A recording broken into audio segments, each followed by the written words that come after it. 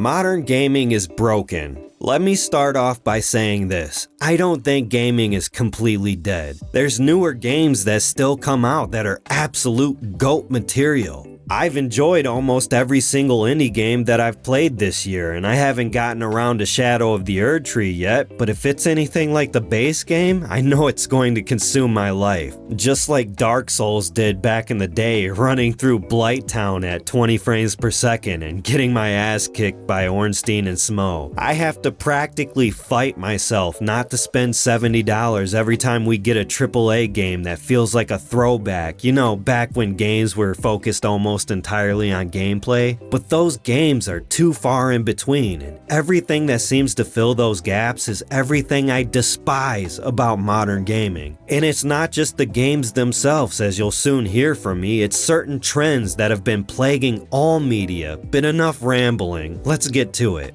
My first time playing the original Super Mario games was through Super Mario All-Stars. It was all the Super Mario games on a single cartridge. This was before I even knew what a remaster remake was. My first time playing the original Metroid was through Zero Mission on the Game Boy Advance. Resident Evil 1 was like 5 years ago for me on newer consoles. Pokemon Fire Red, Soul Silver, Omega Ruby. Hell, my first time playing Resident Evil 2 was in 2019. I was introduced to the series with Resident Evil 4 in 2005, and trying to play through the older games felt clunky, so I never got into them. All these games that I mentioned are some of my favorite games of all time, and the only one thing that they all have in common is that they're all remakes. And I don't know how to feel about that, because in recent years I've been getting sick of seeing so many remakes, so many remasters, not enough new games. I'm not gonna lie, at first I was absolutely in love with the idea of being able to revisit or visit these classics for the first time on a consistent basis. Especially seeing something like Resident Evil 2, this low-poly PS1 game being brought into the future, it all seemed so surreal to me.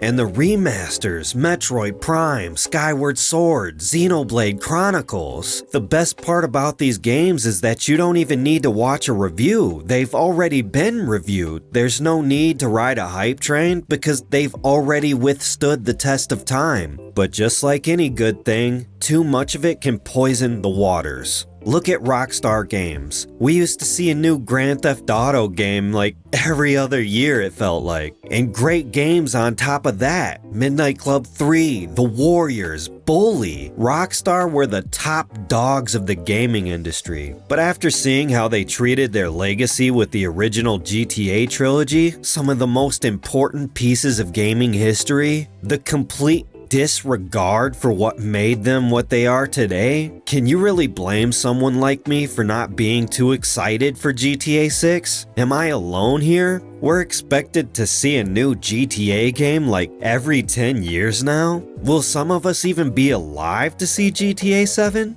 I love seeing remakes and remasters of beloved classics. But if the consequences are less creativity, no new games, no side projects, no AA games in between big releases, just the games that we've already played, I'd rather see the past remain in the past if that's the case. Games like Dead Space, Devil May Cry, the OG Assassin's Creed games, they would have never existed in this risk-averse landscape that we find ourselves in today.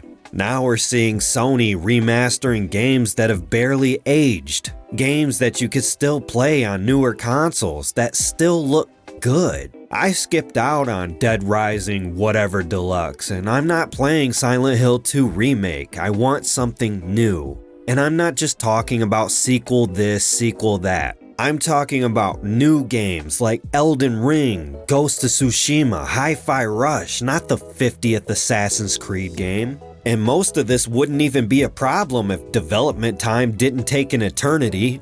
I can just imagine developers dying at their cubicles of old age. Kind of like that intro scene in Stardew Valley where you see all the JojaMart workers at their cubicles, and at the very end you just see this skeleton slumped over the computer desk. And what happens if these games flop? So much time and so many resources get dumped into these games that if they're not successful, you see massive layoffs, studios getting shut down, people losing their livelihoods. Starfield may have been a financial success, but how far can the Bethesda name really go? Are people going to be just as excited to play Elder Scrolls 6 if it ends up being just another mid-ass game? And look, if Starfield was your game of the year, that's cool, but for the majority, this was not another Skyrim. This wasn't even a Fallout 4. There's a reason the modding community doesn't want to touch this game. Starfield took 7 years to make. This should have been peak Bethesda. And then you have real flops like Redfall that took 5 years to make. This should have been a new Dishonored game. This should have been a new Prey.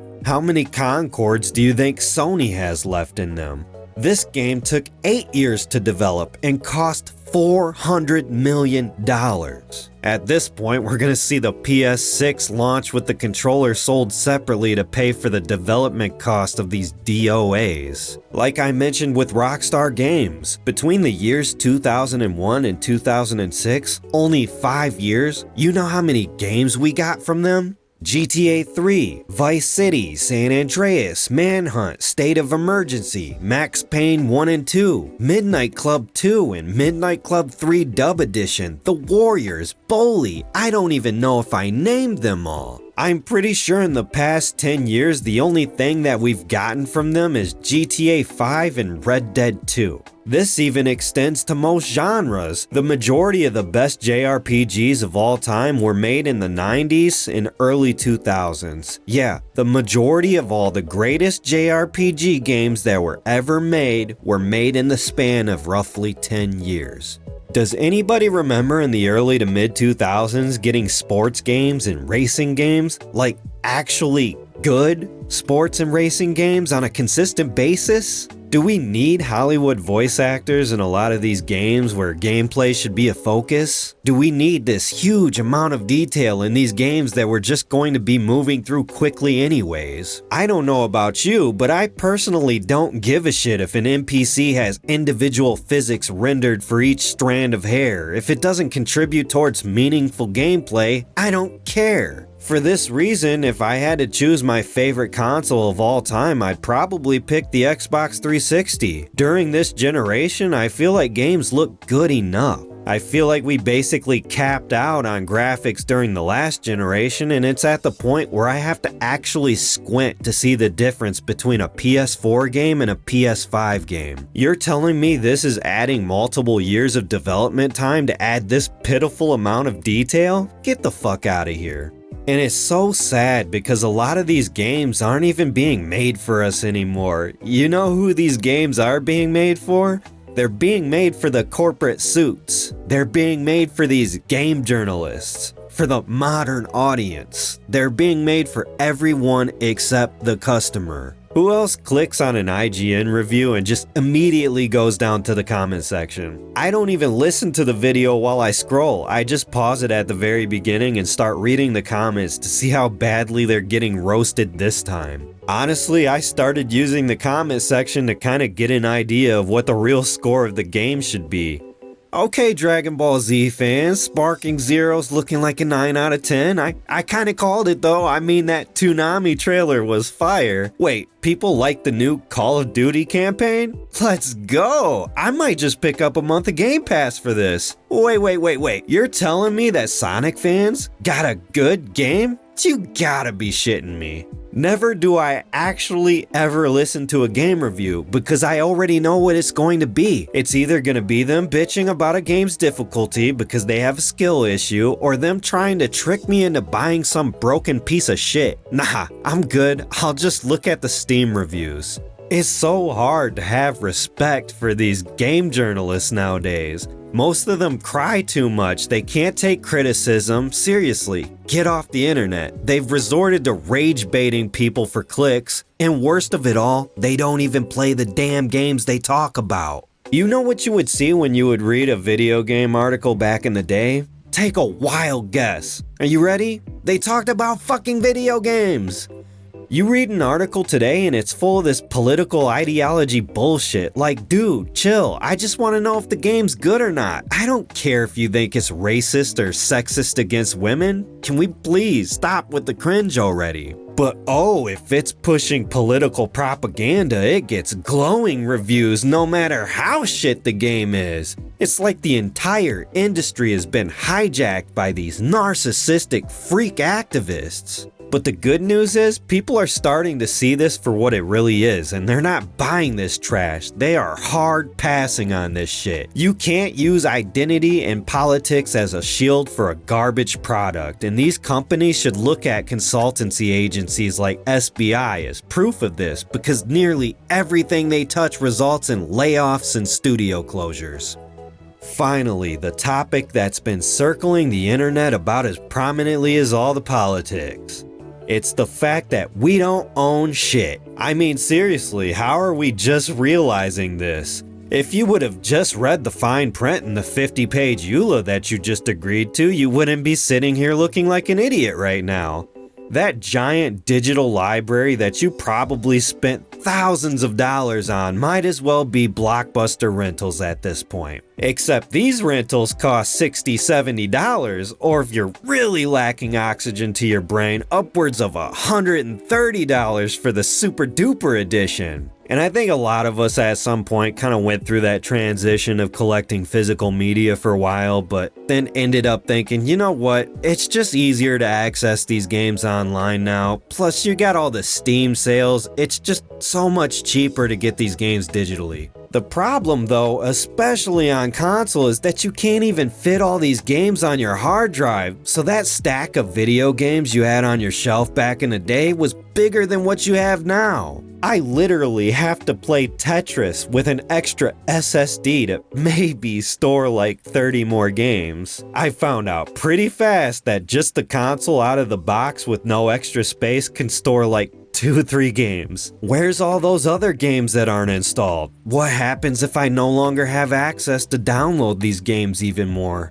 Even if they are installed, I'm pretty sure that they could just take away my access, so I guess my efforts are pretty pointless after the fact. It's just another way for them to have more control over our games. Just look at Xbox and Sony, these all-digital consoles. The disc drive sold separately. I feel like the next generation of consoles is going to have this detachable disc drive, and then the generation after that is just going to be all digital. No more physical media at all, just gone. Maybe Nintendo still sells physical media at that point, but I'm even starting to doubt that in the near future. Sure, you can argue that PC has been doing this long before consoles started doing this. You're not complaining about Steam being all digital.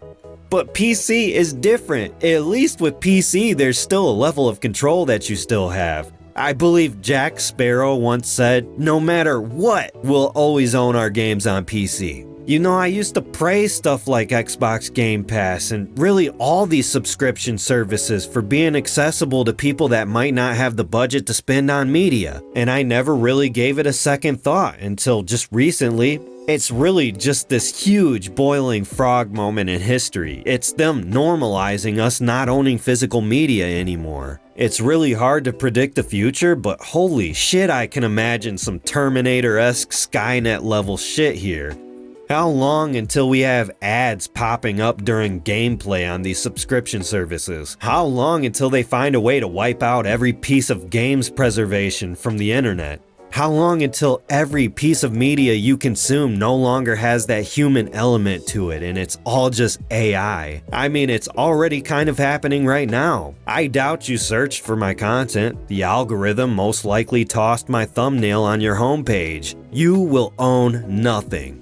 When I heard that, it felt like more than just the latest buzzwords. It was like an ominous black cloud casting a shadow over the gaming industry, like, holy shit, this video is getting way too dark. In the beginning of this video, I said, I don't think gaming is completely dead. We get plenty of banger indie games and even absolute bangers from the AAA space. It's so easy for these type of videos to lean far into the negatives without any resolution. There's been many times where I've just been some guy again complaining on the internet, and I'll admit it doesn't really go anywhere. It doesn't really offer any value to people. And I don't want to sit here with imposter syndrome, feeling like I'm just wasting everybody's time. But at the same time, I don't want to be Mr. Toxic Positivity when everything is clearly not okay. I want to see more people collecting physical media, getting into emulation and playing more retro games, voting with their wallets and not buying this slop that gets shoveled down our throats by game journalists, supporting indie games that are made by gamers for gamers, by people who follow the fun, not the money. And part of that, unfortunately, comes with a lot of bitching on the internet and holding these companies accountable.